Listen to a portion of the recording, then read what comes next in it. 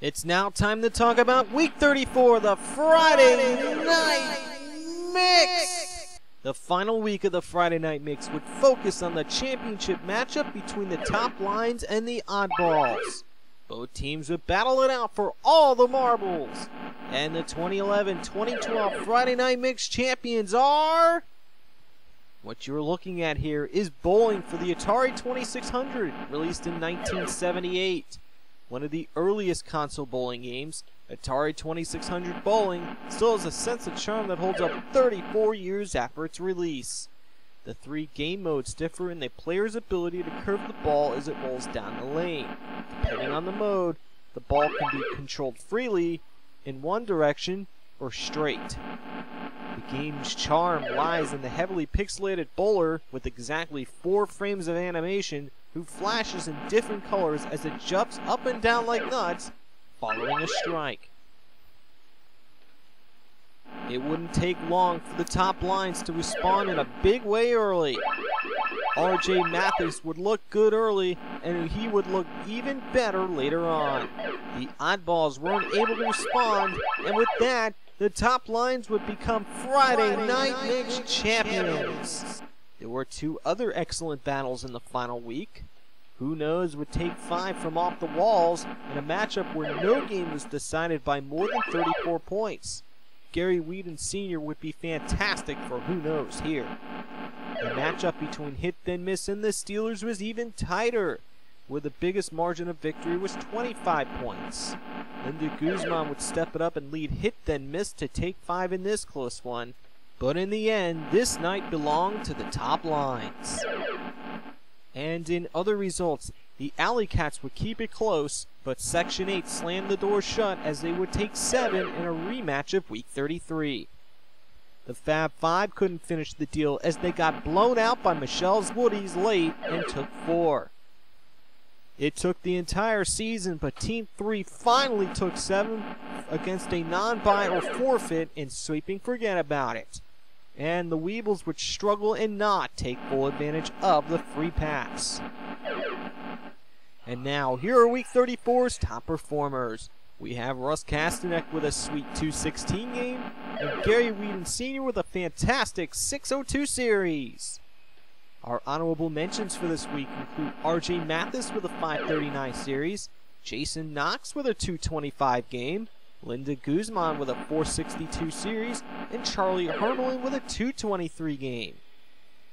And now, here are the final standings. The Weebles finish last. Forget About It finishes 12th. Team 3 ends up 11th. The Fab Five finishes in 10th. The Steelers end up 9th. Michelle's Woodies finish 8th. Hit Then Miss has to settle for 7th. Off the Walls finishes 6th. The Alley Cats end up 5th. Who Knows finishes 4th. The Oddballs in Section 8 tie for 2nd. And the 2011-2012 Friday Night Mix champions, the top lines. Here's how the high average races went. For the men, Scott Cooper took it with a 210 plus average, winning by over 11 points over Richard Milne. For the women, it would be Sandra Ratner once again. This time she had a 168 average and won by 2 points over Georgette Prevette. Our most improved bowlers this season. For the men, Bryant Boney raised his average by a substantial 19.13 pins, 2 points ahead of RJ Mathis. And for the women, Jessica Mathis raised her average by 12.75 points, which was 1.59 points ahead of Zun Lee. Here are some random bowler facts. 13 bowlers bowled all 102 games, and 4 teams had 2 of those each. 5 bowlers bowled a 300-plus handicap game, and only Mark Kettering bowled 2 of them. 5 bowlers bowled a 700-plus series, and Scott Cooper counted for as many 700s as the 4 others did combined. 4 bowlers bowled an 800-plus handicap series, and 2 of those bowlers got their 800-pluses off of a 700-plus series. And there has not been a perfect game since Jeffrey Twombly's 300 on September 15, 2006. And now for some random team facts. 2 teams had the single longest winning streak of 23. The Oddballs and Off the Walls had that. The longest single losing streak was 23 in a row by the Weebles. 2 teams had the most total wood wins, 24 by both the top lines and Section 8. And the Weebles had the least number of total wood wins with 11. The top lines had the most 7-0 wins with 8. And Team 3 had the least number of 7-0 wins, just 2. And now, quick facts for each team. Forget about it. Struggled to a 46-73 record in the season's second half. Team 3 had more bowlers bowl on that team than the rest of the field combined. The Weebles had more streaks of being swept twice, 3, than the rest of the field, 2.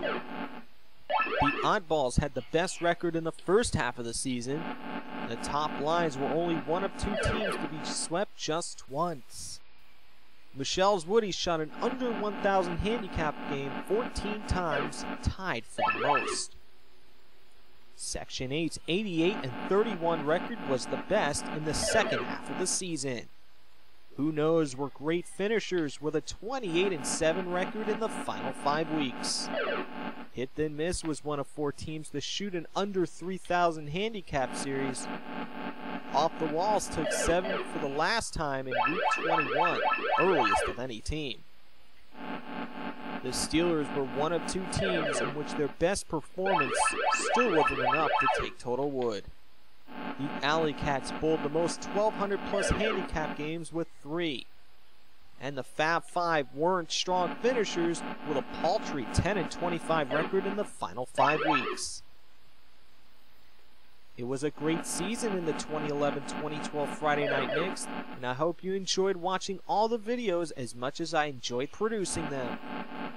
Again, I would like to congratulate the top lines as Friday Night Mix champions.